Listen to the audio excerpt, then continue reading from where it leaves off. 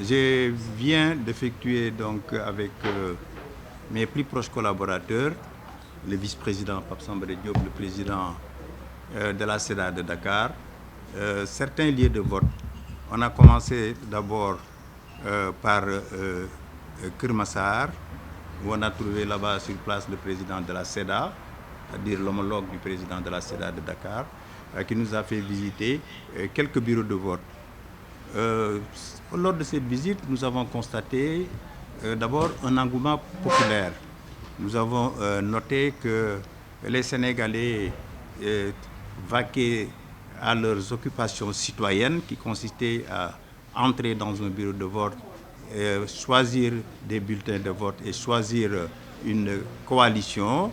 Et ils l'ont fait dans des conditions qui nous apparaissaient vraiment dans des conditions paisibles.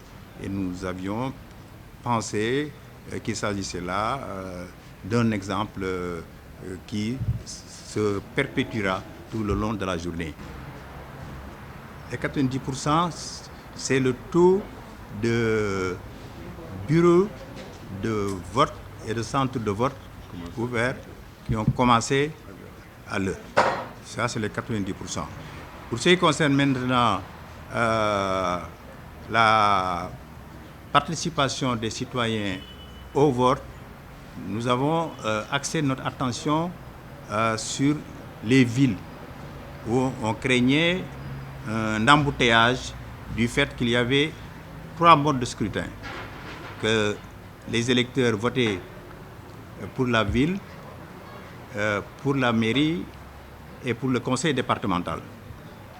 C'est là que nous sommes rendus donc à Rufisque, qui est un exemple de ville où ce genre de scrutin se déroule, au même titre qu'à Thiès. Nous avons observé qu'il y avait là-bas un gentleman agreement, une organisation interne qui impliquait les bureaux de vote, à savoir les présidents, les assesseurs, les contrôleurs de la Sénat et les acteurs politiques qui venaient observer comment se déroule le vote, à savoir les représentants des listes de candidats. Les investitures, les représentants de ces listes, vous savez, sont dans les bureaux de vote pour surveiller le déroulement du vote.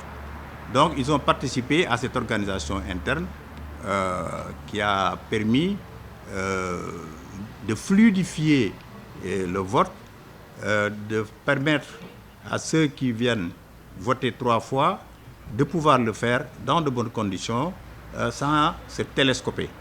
Voilà ce que nous avons constaté, ce qui était pour nous véritablement une hantise et qui avait poussé à ce que ce mode de scrutin soit largement explicité.